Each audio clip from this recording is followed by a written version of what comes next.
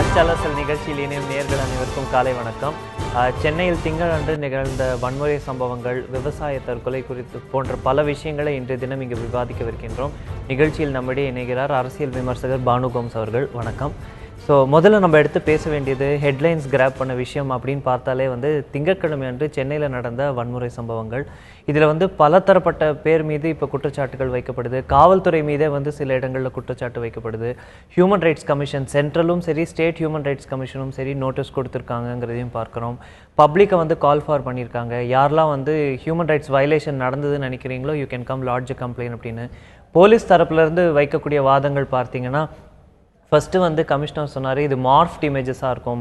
காவல்துறை சார்ந்த சிலரே ஆட்டோக்களுக்கெல்லாம் தீ வைப்பது போன்ற காட்சிகளை பார்த்துட்டு இது மார்ஃப் பண்ணதாக இருக்கலாம்னு சொல்லிட்டு அதுக்கப்புறம் அவர் விசாரணைக்கு உட்படுத்தப்படும் அப்படிங்கிறாரு.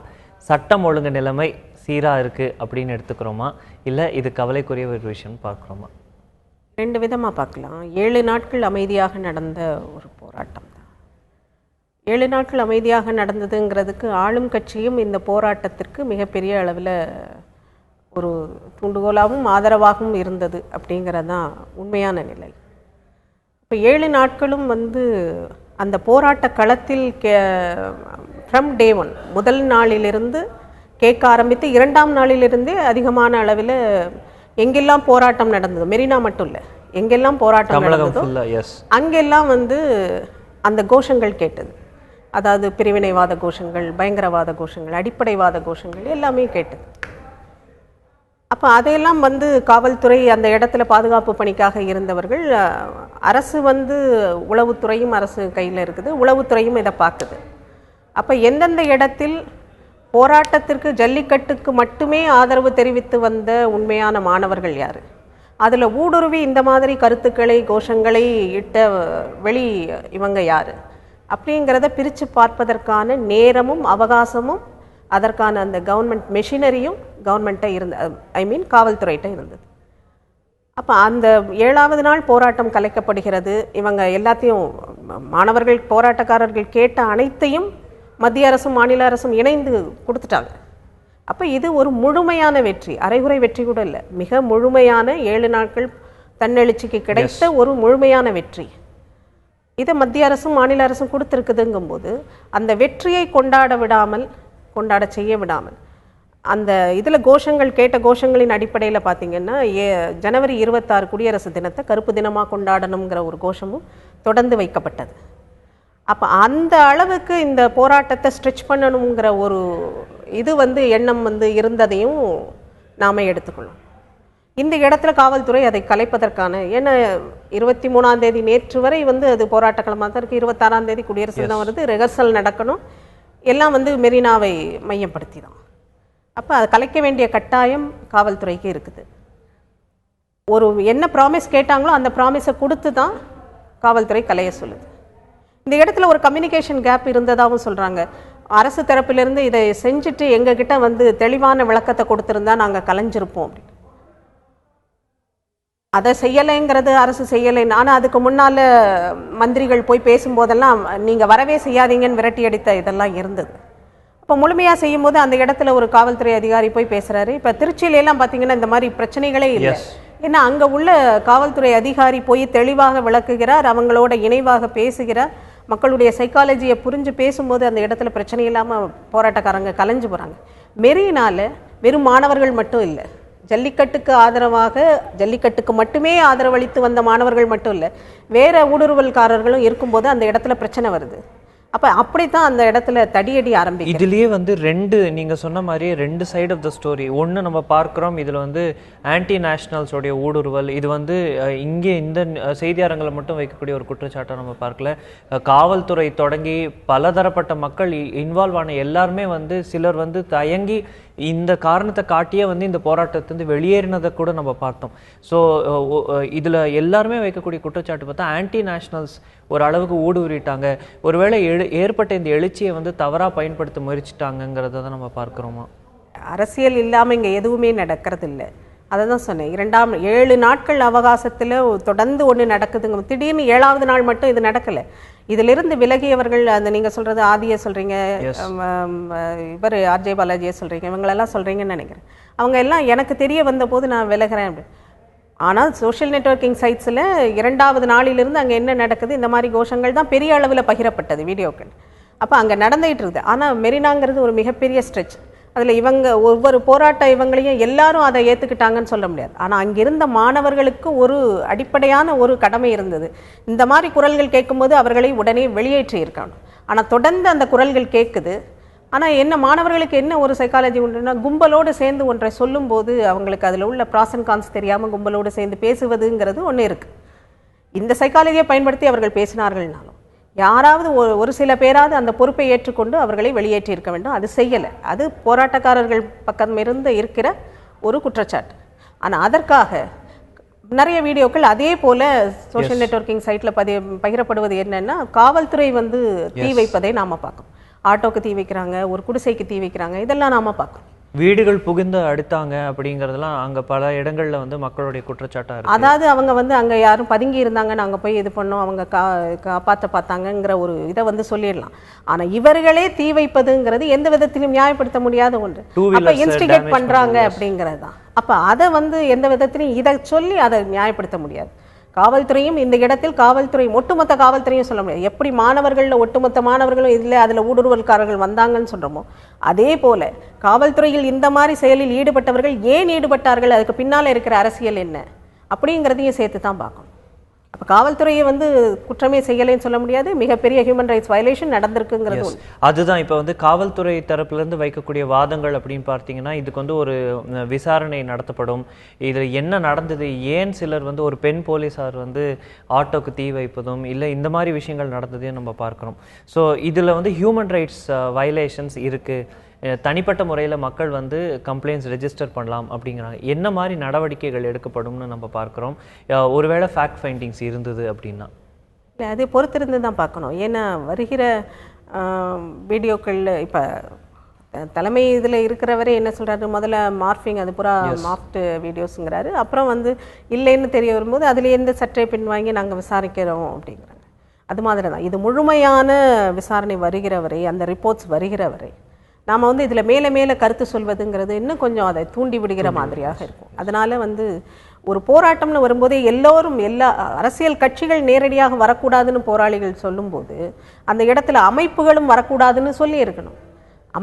இருக்கிற அமைப்புகள் அத்தனையுமே அரசியல் கட்சிகளின் பினாமிகளாக தான் செயல்படும். அவர்களுடைய கருத்துக்களையும் இல்லை தங்களுடைய அரசியல் கருத்துக்களையும் உள்வாங்கி அமைப்புகளாக இயங்குகிற அரசியல் கட்சிகளாக ரெஜிஸ்டர் பண்ணப்படாத அமைப்புகள் தான். அப்போ அவர்களும் அரசியலை தான் முன்னெடுக்கிறாங்க அந்த இடத்துல, அவரவருக்கான அரசியல்.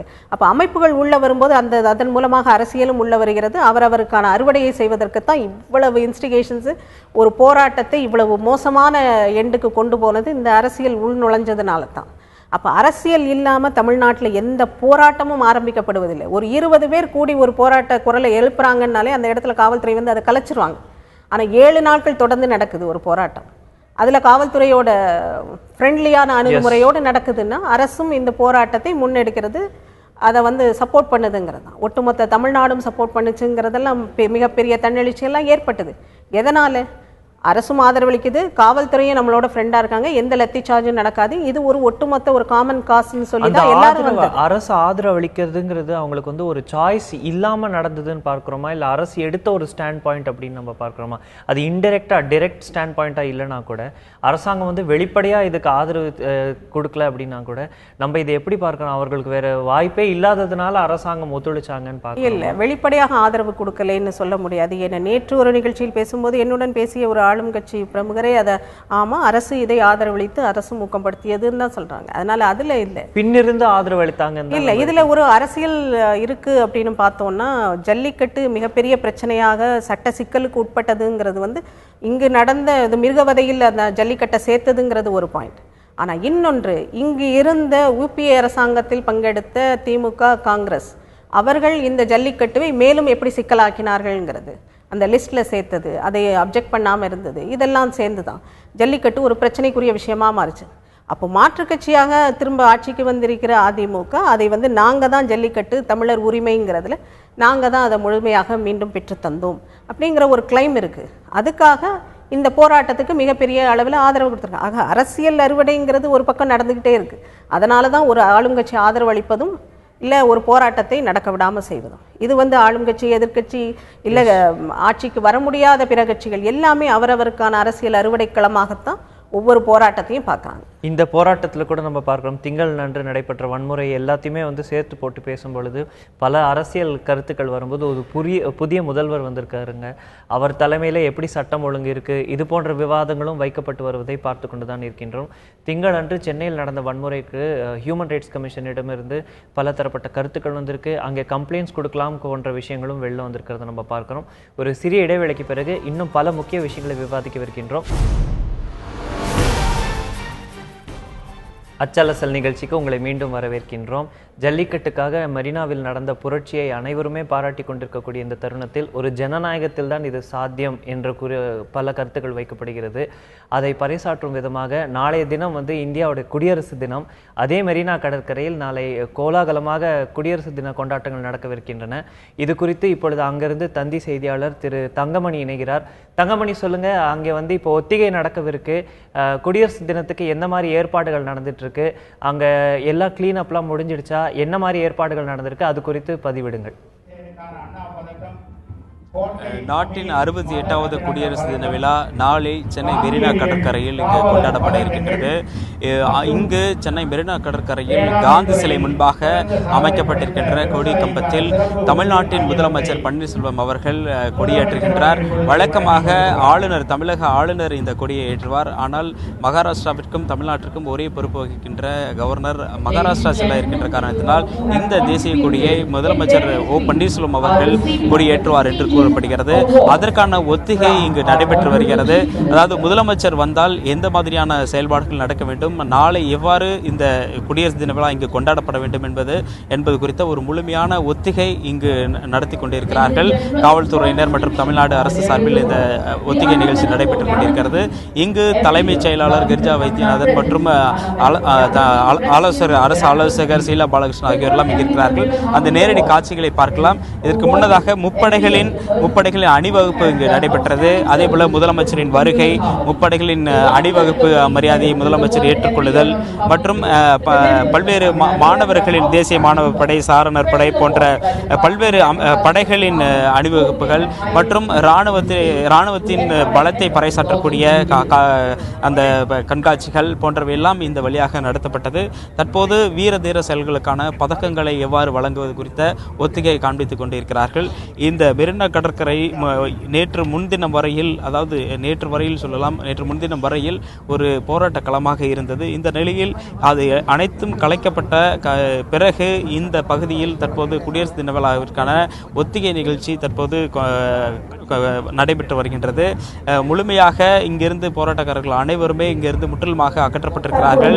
இங்கு யாருமே இதுவரையில் இல்லை. முழுவதுமாக நேற்று இரவு வரை அனைவரும் கிளப்பப்பட்டிருக்கிறார்கள். தற்போது அந்த ஒத்திகை நிகழ்ச்சி முழுமையாக இங்கு நடைபெற்று வருகிறது. அது நேரடி காட்சிகளை பார்க்கலாம். தமிழ்நாட்டின் மூத்த அதிகாரிகள், காவல்துறை அதிகாரிகள் அனைவரும் இங்கு இருக்கிறார்கள். எவ்வாறு நாளை குடியரசு தின விழாவை இங்கு கொண்டாடுவது என்பது குறித்த ஒரு முழுமையான ஒரு ஒத்திகை இங்கு நடத்தி கொண்டிருக்கிறார்கள். நன்றி திரு தங்கமணி. நாம் பார்க்குறோம், இப்போ மெரினாவில் வந்து நாளைக்கான ரிப்பப்ளிக் டேக்காக ப்ரிப்பரேஷன்ஸ் ஆரம்பிச்சிருச்சுன்னு பார்க்குறோம். இதுதான் வந்து இந்த டெமோக்ரஸியோட பியூட்டி அப்படின்னு நம்ம எடுத்துக்கலாம் இல்லையா? ஏன்னா இந்த போராட்டம் இது ஒரு மக்கள் ஜனநாயகம், எல்லாருமே பங்கெடுத்து அவர்களுக்கு வேண்டிய ஒரு விஷயத்த சட்டப்பூர்வமாக இப்போ பெற்றிருக்கோம் அப்படிங்கிறத தான் பார்க்குறோம். இதை அப்படி எடுத்துக்கலாம் இல்லையா? நீங்கள் சொன்ன மாதிரி எடுத்துக்கலாம். ஆனால் அதை வந்து அனைவரும் வந்து அந்த மாதிரி நினைக்கணும், கொண்டாடணும் அப்படின்னா இப்போ காவல்துறையின் அடிதடி அந்த மாதிரியான ஒரு ஹியூமன் ரைட்ஸ் வயலேஷன் ஆக்ட்ஸ் வந்து கட்டுப்படுத்தப்படணும், சுத்தமாக இல்லாமல் போகக்கூடிய ஒரு நிலை வரணும். அப்போ இது வந்து குடியரசு தினத்துக்கு முன்னால் நடக்குது, இந்த மாதிரி ஒரு இது நடக்குதுங்கும்போது குடியரசு தினத்தின் மீதான ஒரு வெறுப்பு தான் ஏற்படும். அப்போ இதைத்தான் வந்து ஆட்சியாளர்கள் மிக கவனமாக இது வந்து கையாளணுங்கிறது தான். இப்போ குடியரசு தினம் வர இருக்கிறது. அந்த 2 நாளைக்கு முன்னால் காவல்துறையின் ஒரு சிறு செக்ஷன் வந்து இந்த மாதிரி செயல்களில் ஈடுபடுகிறார்கள்ங்கும்போது அவர்கள் மீது கடுமையான நடவடிக்கை எடுக்கப்பட வேண்டியதுங்கிறது அவசியம். ஏன்னா லிட்ரலாக நம்ம கண்ணு முன்னால் தெரியுது. அதற்கான ஆதாரங்கள் வந்து எல்லா இதுலேயும் இருக்குதுங்கும்போது நடவடிக்கை தேவைங்கிறதும் அதற்கு எதிரான குரல்களையும் நாம் காது கொடுத்து கேட்கத்தான் வேணும். அது ஹியூமன் ரைட்ஸ் வயலேஷன் தான், அதில் எந்த மாற்று கருத்தும் இல்லை. அது ரீதியான துறை ரீதியான நடவடிக்கை ப்ளஸ் இந்த அரசு வந்து இதை எப்படி கையாள போகிறதுங்கிறதையும் நாம் சேர்த்து தான் பார்க்கணும். மிக வலிமையான ஒரு ஆக்ஷன் வந்து எடுக்கப்பட வேண்டும்ங்கிறதுல மாற்று கருத்து இல்லை. அப்போ தான் குடியரசு தினம்ங்கிறதும் அந்த டெமோக்ரஸியினுடைய நீங்கள் சொன்ன மாதிரி அந்த பியூட்டியும் எல்லாமே அனைத்து தரப்பு மக்களாலேயும் உணரப்படும்ங்கிறது தான். அப்போ அந்த பேலன்ஸை வந்து கீப்பப் பண்ண வேண்டியதுங்கிறது ஒரு அரசினுடைய கடமை. ஹியூமன் ரைட்ஸ் வயலேஷன் அப்படின்னு இதில் பெருசாகவே இந்த டாப்பிக்கை வைத்துவே நம்ம பேசிகிட்டு இருக்கும்போது பார்த்தீங்க அப்படின்னா காவல்துறையினர் தரப்புலேருந்து வைக்கக்கூடிய இன்னொரு வாதம் அப்படின்னு பார்த்தா வந்து அவர்களும் மனிதர்கள் தான், எங்கள் மீது தாக்குதல் நடக்கும்போது நாங்கள் எப்படி தற்காத்து கொள்வது. இன்ஃபேக்ட் காவல்துறையில் மூத்த அதிகாரிகள் சிலர் பேசும்போது சொல்கிறாங்க, லத்தி கூட கொடுக்காம தான் போய் எவிக்ஷன் பண்ண ட்ரை பண்ணுறோம், ஆனால் அங்கே வந்து போராட்ட களம் மாறுது அப்படிங்கிற ஒரு வாதம் வைக்கப்படுது. போராட்டக்காரர்கள் தரப்புலேருந்து வைக்கக்கூடிய வாதங்கள் பார்த்தீங்க அப்படின்னா லத்தி இல்லைங்கிறது மட்டும்தான் பாயிண்ட், ஆனால் அதை தவிர எட்டி உதைப்பதும் இது போன்ற விஷயங்கள் நடந்ததும். ஸோ வயலன்ஸ்க்கு வயலன்ஸ் தான் பதிலுங்கிற மாதிரி இது ஆயிடுச்சோங்கிறது தான் இதில் ஒரு பிளாக் ஸ்பாட்டாக இருக்குதுன்னு பார்க்குறோமா? வயலன்ஸுக்கு வயலன்ஸ் பதில் இல்லை. காவல்துறை சொல்வது சரிதான். அவங்க வந்து நம்ம 7 நாள் தொடர்ந்து பார்க்குறோம் இல்லையா, லத்தி இல்லாமல் தான் போகிறாங்க. அந்த மெரினாலேருந்து 7வது நாள் அகற்றணும்னு சொல்லும்போது கூட அவர்கள் கையில் முதல்ல லத்தி இல்லை, லத்தி இல்லாமல் தான் வந்து அவங்க கிட்ட சொல்கிறாங்க, நீங்கள் கேட்டதெல்லாம் கிடச்சிருச்சு, நீங்கள் கலைஞ்சு போகலான்னு சொல்கிறாங்க. அப்போ அவங்க 2 மணி நேரம் எங்களுக்கு டைம் கொடுங்கன்னு கேட்குறாங்க. அந்த இதை வந்து அந்த இடத்துல அதுதான் திருச்சியை நான் மென்ஷன் பண்ணதுக்கு காரணம். திருச்சியில் அந்த காவல்துறை அதிகாரி வந்து மிக தெளிவாக அந்த இவங்களோட பேசுகிறார். அந்த போராட்ட குழுவிலும் வேறு ஊடுருவல் யாரும் பெரிதாக அவங்கள இருந்து இன்ஸ்டிகேட் பண்ணுறதுக்கோ இன்ஃப்ளூயன்ஸ் பண்ணுறதுக்கோ யாரும் அங்கே இல்லை.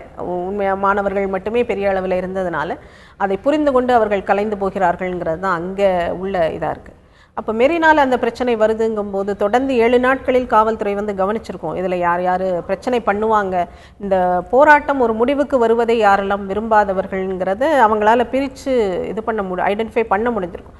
அவர்களை மாத்திரம் மெதுவாக அந்த 7 நாட்கள்லேயே அவங்கள வந்து அந்த கூட்டத்திலிருந்து அவர்கள் கொஞ்சம் கொஞ்சமாக விலக்கி இருக்கலாம். அது காவல்துறையால் முடியக்கூடிய ஒரு காரியம்தான்.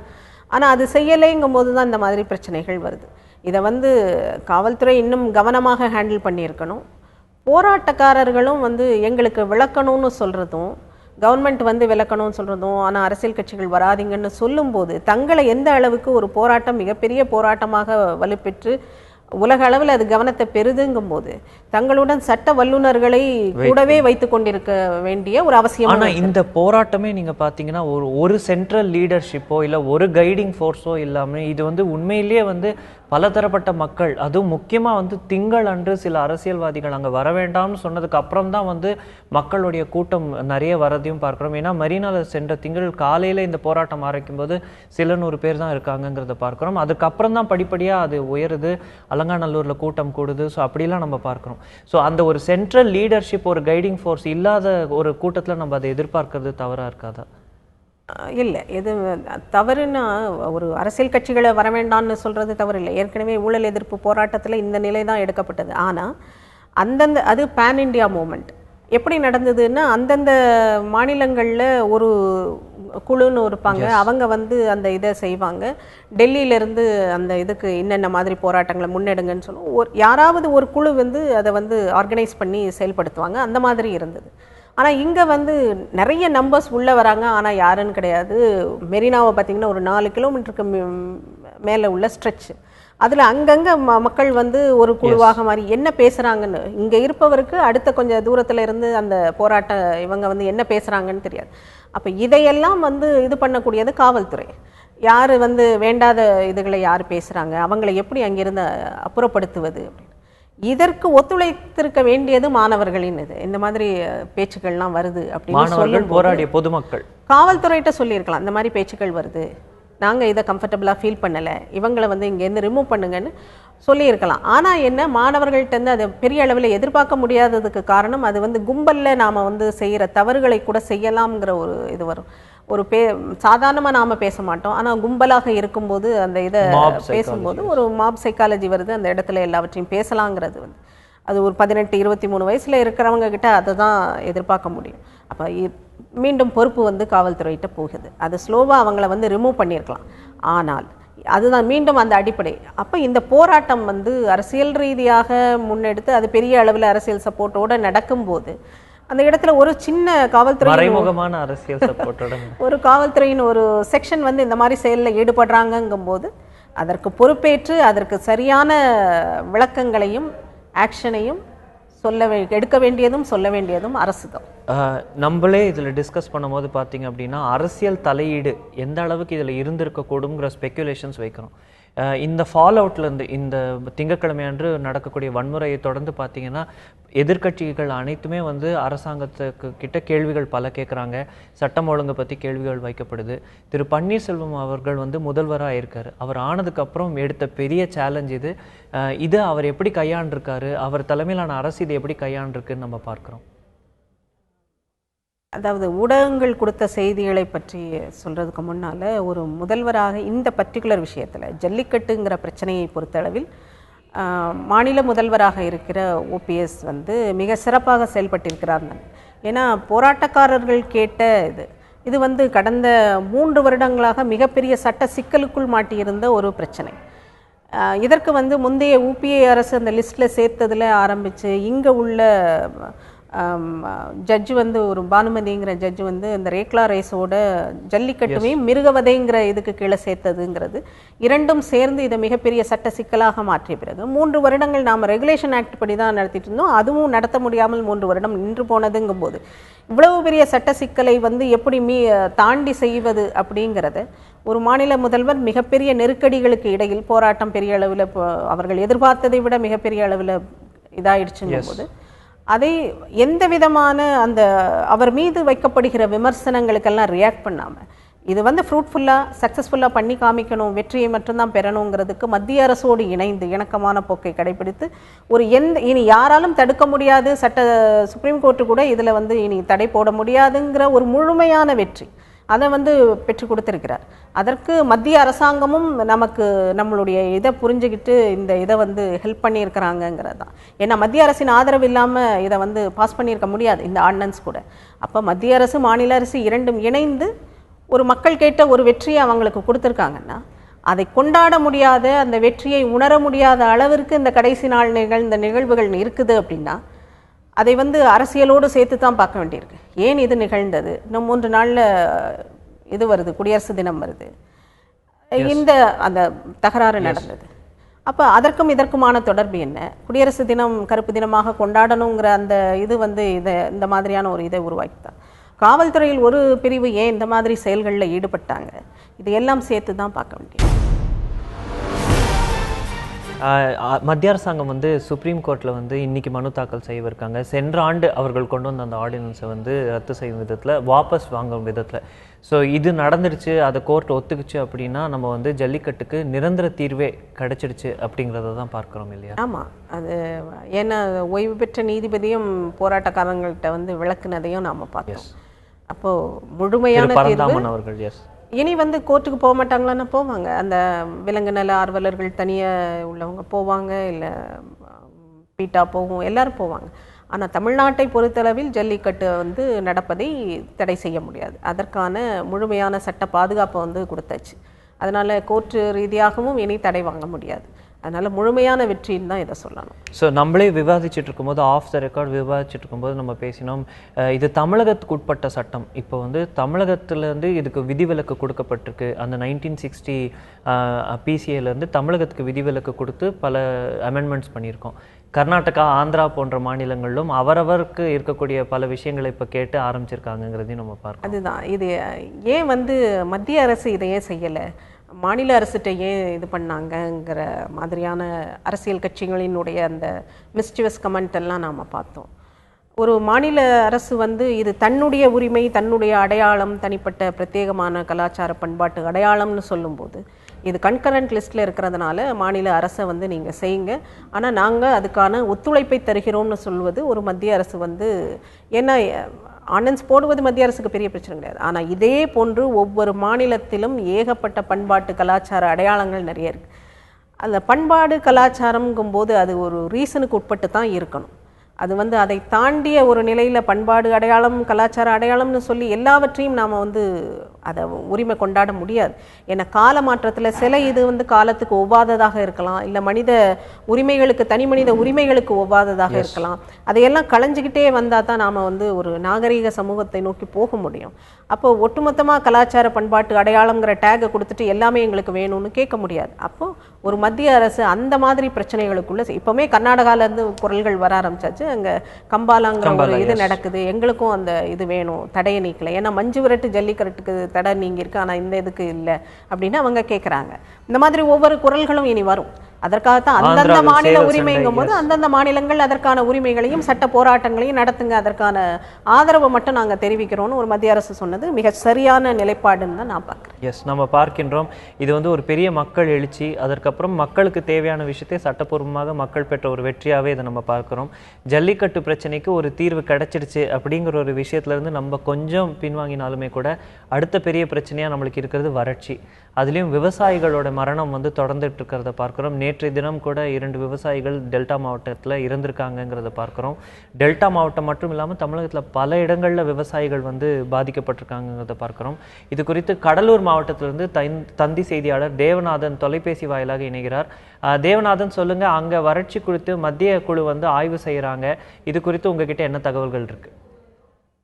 அதாவது பார்த்தோன்னா இப்போ கடலூர் மாவட்டத்தில் ஏறக்குறைய பார்த்தீங்கன்னா 81% வந்து இந்த ஆண்டு மழை குறைவாக பெஞ்சிருக்கு. இதன் காரணமாக தான் பார்த்தீங்கன்னா இங்கே கடலூர் மாவட்டத்தில் ஒரு கடுமையான வறட்சி வந்து நிலவிட்டு அப்படின்னு சொல்லலாம். அதுவும் காவிரி டெல்டாவுடைய கடைமடை பகுதியான சிதம்பரம், காட்டுமன்னார் கோயில் பகுதிகள் பார்த்தீங்கன்னா மிகவும் வறட்சியுடைய கோர பிடியில வந்து சிக்கியிருக்கு அப்படின்னு கூட சொல்லலாம். இந்த நிலையில் தான் இங்கே வந்து கடலூர் மாவட்டத்துல வந்து இன்னைக்கு இந்த மத்திய குழு வந்து ஆய்வு பண்றாங்க. அதாவது வசுந்தரா மிஸ்ரா, இந்திய வேளாண் அமைச்சகத்தின் தேசிய கூட்டுறவு வங்கிகளின் மேலாண் இயக்குனர், இவர் தலைமையிலான இந்த குழு தான் வந்து வந்திருக்கு. இவங்களுக்கு பாத்தீங்கன்னா இங்க தமிழக அரசின் சார்பில் வந்து முதன்மை செயலாளர் சத்யகோபாலும் வந்து இவங்க கூட வந்து வந்திருக்கிறாங்க. இந்த நிலையில இவங்க வந்து முதற்கட்டமா இங்க கடலூர் மாவட்டத்துல இருக்க கீரப்பாளையம் அந்த வட்டத்துக்குள்ள குடியாலம் என்ற கிராமத்துல வந்து அவங்களுடைய ஆய்வு பணிகள் வந்து மேற்கொண்டாங்க. அந்த கொடியாலம் கிராமத்துல வந்து மக்கள் எல்லாருமே வந்து அந்த கரிய நெற்பயிர்களை கையில பிடிச்சி அவங்கள்ட்ட வந்து இந்த வேலை ஒரு பாதிப்பு ஏற்பட்டிருக்கு. இந்த பகுதியில தொடர்ந்து பாத்தீங்கன்னா ஒண்ணு வந்து வெள்ளத்தால பாதிக்கப்படுது, இல்லைன்னா வறட்சியால பாதிக்கப்படுது. இந்த போல ஒரு நிலை தான் வந்து எங்களுக்கு இருக்குது. இதுக்கு ஒரு பர்மனன்ட் சொல்யூஷன், அதாவது செக் டேம் போன்ற இதெல்லாம் வந்து வேணும். நிரந்தரமா வந்து ஏதாவது ஒரு வழி வந்து எங்களுக்கு வேணும். ஏன்னு பார்த்தோன்னா இங்க வந்து நாங்க அடிக்கடி வந்து ஒண்ணு வறட்சி நிவாரணம் வாங்குறோம், இல்லை வெள்ள நிவாரணம் வாங்குறோம். இந்த மாரி வாங்குறதா எங்களுடைய முழுமையான எங்களுடைய விவசாய தொழிலை இதுல போயிடுது.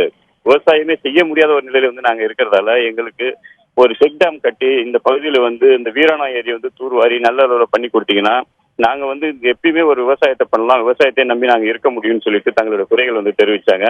அவங்க கேட்டுட்டு நீ கடலூர் மாவட்டத்தின் அடுத்த பகுதிக்கு வந்து சென்றுட்டு இருக்காங்க சார். எஸ் தேவநாதன், இந்த மத்திய குழு இன்னும் அங்கே வேறு எங்கெல்லாம் செல்லவிருக்காங்க? நீங்கள் சொன்ன மாதிரியே விவசாயிகள் செக் டேம் போன்ற கோரிக்கைகள் வைக்கிறதெல்லாம் நம்ம பார்த்துருக்கோம். இது தவிர இவர்களோட ஆய்வுகள் வேறு எந்த பகுதிகளுக்கு இன்னைக்கு செல்லவிருக்கு, வேறு எதில் ஃபோக்கஸ் பண்ண போகிறாங்கன்னு நம்ம பார்க்குறோம்?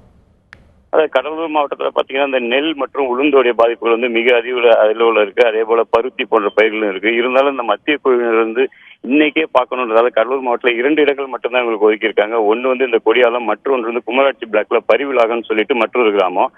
அந்த கிராமத்துல வந்து பாக்குறாங்க. அந்த கிராமத்திலயும் வந்து அதே போல வந்து விவசாயிகள் வந்து அவங்கள்ட்ட குறையறதுக்காக காத்துட்டு இருக்காங்க. அதுக்கப்புறமா வந்து இவங்க விழுப்புரம் மாவட்டத்தின் பல்வேறு பகுதிகளுக்கு இன்னைக்கு போறாங்க. இன்னைக்கு கடலூர் மற்றும் விழுப்புரம் மாவட்டத்துல இந்த குழுக்கள் வந்து ஆய்வுகளை மேற்கொள்ள இருக்கிறாங்க. இந்த மத்திய குழுவோட மாநில அரசு தரப்புல இருந்து எந்த மாதிரி அதிகாரிகள் இருக்காங்க? அது தவிர சென்ற முறை வந்து மாநில அரசு தரப்புல இருந்து செய்த அந்த ஆய்விலேயே வந்து பல குறைபாடுகள் சொல்லப்பட்டது, எல்லா இடங்களையும் கவர் பண்ணல அப்படின்னு. அதை களைய விதத்துல இந்த மத்திய குழு இன்னும் வேற ஏதாவது முயற்சிகள் எடுத்திருக்காங்களா? இல்ல, அதாவது கடந்த முறை மாநில குழு பார்வையிட்டு அது கிட்டத்தட்ட வந்து 14 இடங்கள் கடலூர் மாவட்டத்தில் வந்து பார்வையிட்டாங்க. ஆனா இவங்க வந்து இரண்டு இடம் தான் வந்து பார்வையிடுறாங்க. அதுவே பெரிய குறையா தான் இருக்கு. ஏன்னா எல்லா பகுதிக்கும் வரணுன்றதுதான் விவசாயிகளுடைய கோரிக்கையா இருந்தது. அதாவது ஒவ்வொரு வட்டத்திற்காவது வரணும் அப்படின்னு சொல்லிட்டு அவங்க கோரிக்கை வச்சிருந்தாங்க. இந்த நிலையில பார்த்தோன்னா இன்னைக்கு வந்து 2 இடங்கள் மட்டுமே, அதுவும் அந்த டெய்லெண்டுன்னு சொல்றாங்க, அந்த டெல்டாவுடைய டெய்லெண்ட்ல வந்து கடைமடை பகுதியில மட்டும்தான் இன்னைக்கு வந்து பார்வையிடுறாங்க. அதுவும் 2 பகுதிகள் மட்டும்தான் பார்வையிடுறது. விவசாயிகள் ஒரு குறையா தான் சொல்லிட்டு இருக்காங்க. எஸ், ஓகே, நன்றி திரு தேவநாதன். நாம் பார்க்குறோம் கடலூர் மாவட்டத்திலேருந்து மத்திய குழு ஆய்வுக்கு வந்திருக்காங்கிறத பார்க்குறோம். 2015 ஒரு பெரிய வெள்ளம், 2016 சென்னை உட்பட பல இடங்களில் வந்து ஒரு புயல், 2017 நம்மளை மெதுவாக தாக்கிக்கிட்டு இருக்கு, ஆனால் கண்டிப்பாக தாக்கவிருக்குன்னு தெரியும் ஒரு வறட்சி. இதற்கு வந்து தீர்வு அப்படிங்கிற பேசுகிற நிலைமையிலே இப்போ நம்ம இல்லை. எப்படி இதை எதிர்கொள்ள போகிறோங்கிற அச்சத்தில் தான் எல்லாருமே இருக்கும், குடிநீர் தொடங்கி விவசாயம் வரைக்கும். மக்கள் கேட்கறது, விவசாயிகள் தரப்புல இருந்து கேட்கக்கூடியது இதுதான். வருடா வருடம் ஒரு பிரச்சனைக்கு நிவாரணம் கொடுக்கறதுக்கு பதிலாக இதற்கு ஒரு நிரந்தர சொல்யூஷன், தீர்வு, அதை நோக்கி நாம் பயணிக்கவில்லைங்கிறது தான் இது நம்மளுக்கு காட்டுது. நிரந்தர சொல்யூஷன், தீர்வு அப்படின்னா மத்திய அரசு செய்ய வேண்டிய பணிகள்னு இருக்குது. மாநில அளவில் நாம் என்ன பண்ணுறோம் அப்படிங்கிறதையும் கவனத்தில், முக்கியமாக அதை கவனத்தில். இதுக்கு உதாரணமாக எதை எடுத்துக்கலாம் அப்படின்னா, இன்றைய ஆந்திராவை எடுத்துக்கலாம். ஆந்திராவில் இன்டர் ரிவர் லிங்க் பெரிய அளவில் கோதாவரி கிருஷ்ணாவை இணைக்கிற ஒரு பெருமுயற்சி 30 மாதங்களில் ஆட்சிக்கு வந்த பிறகு அதை செய்திருக்கிறார் சந்திரபாபு நாயுடு. அப்போ அது தமிழ்நாட்டில் எந்த அளவுக்கு இருக்குது, அதற்கான முயற்சிகள் எந்த அளவுக்கு எடுக்கப்பட்டிருக்கிறது.